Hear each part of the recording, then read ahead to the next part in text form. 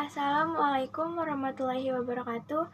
Perkenalkan, nama saya Fitri Wulandari, absen 13 dari kelas 10 Perhotelan. Hari ini saya akan mengubah teks hikayat petani menjadi cerpen petani. Inilah suatu kisah yang diceritakan oleh orang tua-tua. Asal raja yang berbuat negeri Patani Darussalam itu. Adapun raja di kota Maligai itu namanya Payatukerup Mahajana. Maka Payatukerup Mahajana pun beranak seorang laki-laki, maka dinamai anak kanda baginda itu Payatu Antara. Berapa lamanya, maka Payatukerup Mahajana pun matilah. Maka Payatu Antara pun kerajaanlah menggantikan ayahanda baginda itu. Ia menamai dirinya Payatu Nakpa. Selama Payatu Nakpa, kerajaan itu senantiasa ia pergi berburu. Pada suatu hari, Payatu Nakpa pun duduk di atas tahta kerajaannya dihadap oleh segala menteri pegawai, hulu balang, dan rakyat sekalian. Maka titah baginda itu berkata, "Aku dengar kabarnya perburuan sebelah tepi laut itu terlalu banyak. Daulat tuanku, sungguhlah seperti titah Duli yang maha mulia itu, Patik dengar pun demikian juga. Jikalau demikian, kerahkanlah segala rakyat kita. Esok hari kita hendak pergi berburu ke tepi laut itu." "Daulat tuanku, mana titah Duli yang maha mulia Patik junjung?" Arkian setelah datanglah pada keesokan harinya, maka baginda pun berangkat dengan segala menteri hulu bangnya diiringkan oleh rakyat sekalian. Setelah sampai pada tempat berburu itu, maka sekalian rakyat pun berhentilah dan kemah pun didirikan. Maka baginda pun turunlah dari atas gajahnya, semayam di dalam kemah dihadap oleh segala menteri hulu balang rakyat sekalian. Maka baginda pun memerintahkan orang pergi melihat bekas rusa itu. Orang itu datang menghadap baginda, maka sembahnya, "Daulat tuanku, pada hutan sebelah tepi laut ini terlalu banyak bekasnya. Baiklah, esok pagi-pagi kita berburu." Maka segala rakyat pun masuklah ke dalam hutan itu, mengalan-alan segala perburuan itu dari pagi hingga datang menggelincir matahari. Seekor perburuan pun tidak diperoleh, maka baginda pun amat heranlah.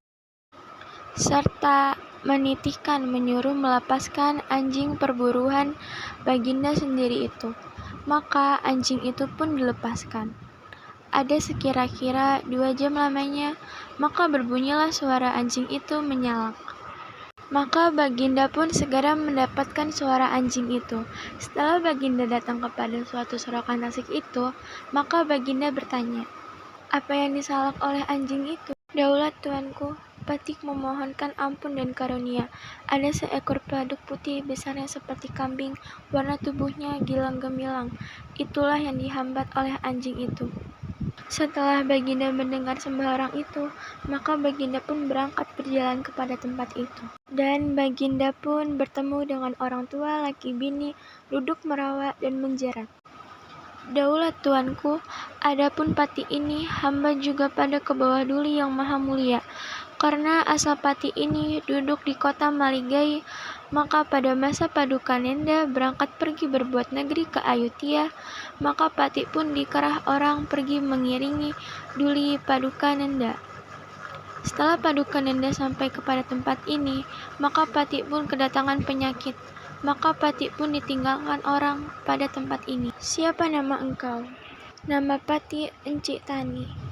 Setelah mendengar sembah orang tua itu, maka baginda pun kembalilah pada kemahnya, dan pada malam itu baginda pun berbicara dengan segala menteri hulu bangnya.